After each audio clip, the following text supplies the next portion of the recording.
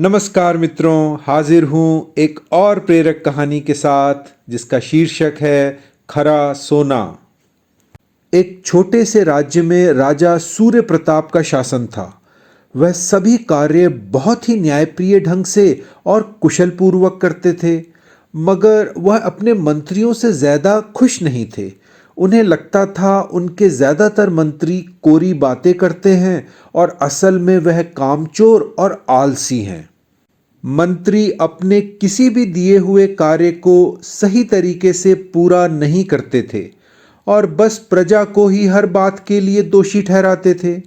राजा को मंत्रियों की बातों पर विश्वास नहीं होता था और इसी को जांचने के लिए उन्होंने एक योजना बनाई, यह देखने के लिए कि कौन से व्यक्ति राज्य के हित में सोचते हैं। राजा ने राज्य के मुख्य मार्ग जो राजमहल की तरफ जाता था, वहां एक चट्टान नुमा बड़ा सा पत्थर रात के अंधेरे में मार्ग के बीचों बीच रखवा दिया। सुबह होने के कुछ समय पश्चात प्रजा और मंत्रियों की प्रतिक्रिया जानने के लिए राजा भेष बदलकर उस स्थान पर पहुंच गए और एक पेड़ के पीछे से सब नज़ारा देखने लगे। वहां से कई व्यापारी और दरबार के मंत्री गुजरे, मगर सभी उसको अनदेखा कर पत्थर के बगल से गुजरते रहे।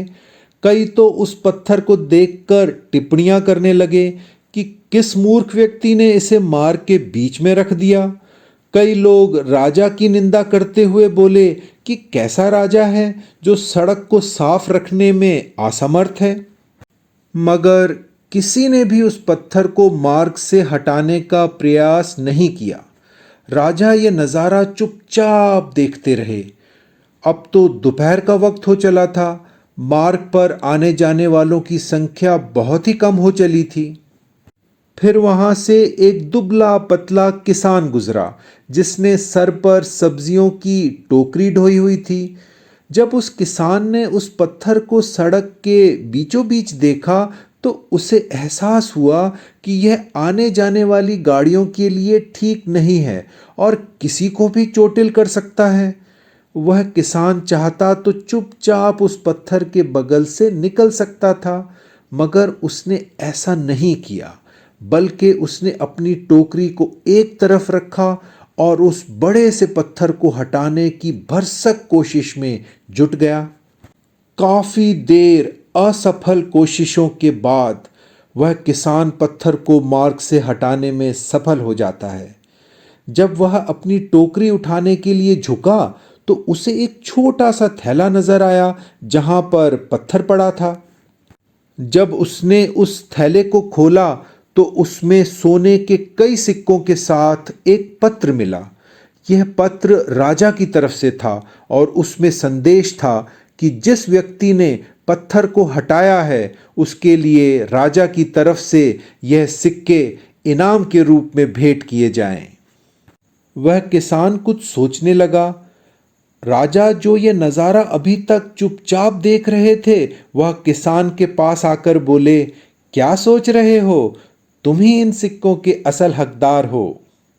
मित्रों, ऐसे ही जीवन के पथ पर भी बहुत सी मुसीबतें आती हैं।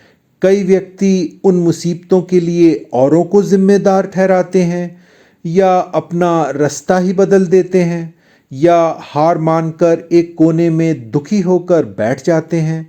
पर ये मुसीबतें या विपदाएं अपने साथ कुछ न कुछ नए अवसर भी लेकर आती हैं। इसलिए हमें इन विपदाओं से घबराकर ना तो हार मानकर बैठ जाना है और ना ही अपना मार्ग ही बदलना है, बल्कि अपनी क्षमताओं पर पूर्ण विश्वास रखते हुए इन विपदाओं से लड़कर अपने उद्देश्य की प्राप्ति करनी है।